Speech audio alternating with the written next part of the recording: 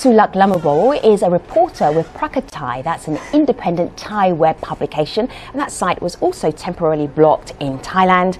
Sulak, I just want to start with you. Can you give us a little snapshot of what it's like under martial law in Thailand right now from your perspective? Well, right now, besides the curfew imposed that's, being felt by everyone, it's, there's also a lot of media censorship going on. Editors of at least 80 newspapers have been summoned, and at least 14 international news broadcasts have been blocked by the cable service providers. I mean, a lot of us cannot access to news and information, and as your host earlier said today, that Facebook was temporarily closed down, and I don't think that this is going to stay shortly. We're going to be in this moment for quite a long time. Sulak. Yeah, I'm just saying that, because it was saying that the PDRC was trying to, protest against the government, and he didn't expect the coup. But in fact, the government already dissolved the parliament, and they already held new elections, but they were obstructed by the anti-government protesters, which I think the main reasons that brought us to this point. And also the PDRC leader have openly many times called for military intervention.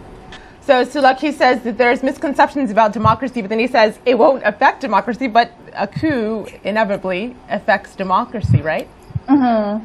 Well, I mean, I absolutely agree that, election is not everything about, it's not everything about democracy, but election is fundamental thing in democracy. It's the most scientifically thing that you could have the people voice their determinations, and the discourse of the money politics that have been used so much in this conversation.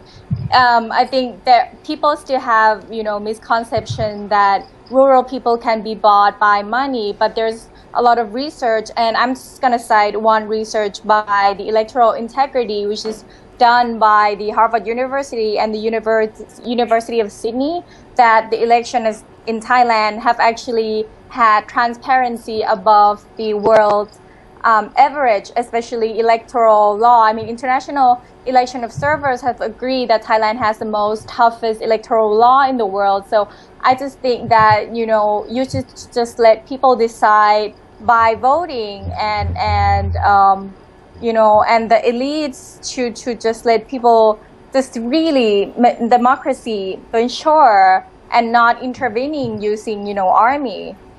Well, I don't think you're the only one who disagrees. There's someone who tweeted us in. This is Sir Nigel. He's not from Thailand, and he says, I just turned into AJ Stream, and I'm trying to understand the Thai coup and the reasons. 12 coups is a lot. Does the army have a solid game plan yet? Sulak, this was a question that was asked in a different way a little bit earlier, and I don't think we got a satisfactory answer. So is there a game plan that's been, corresponded to the people so that they know what's next?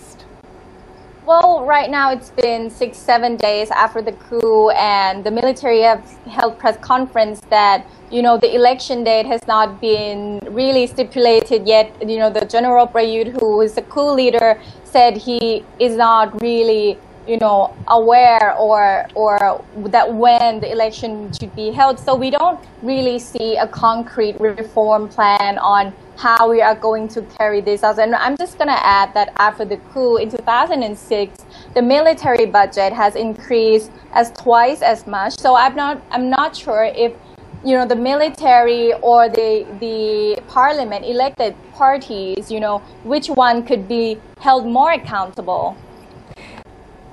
Yes, earlier, people have been saying that, this election is not clean and free and fair, but actually, in 2007, the Democrat parties actually amended the election law that changed the constituency of the parties, and now he boycotted in the election that is implementing the law that he amended in 2007. So, I'm not really sure if the Democrat Party just really don't want to participate in the last election because they cannot win, and they were trying to bring Thailand to this deadlock.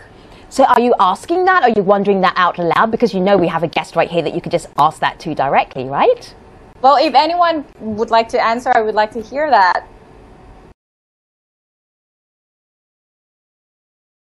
All right, Sulak, in 2 sentences, what do you think will happen next in Thailand?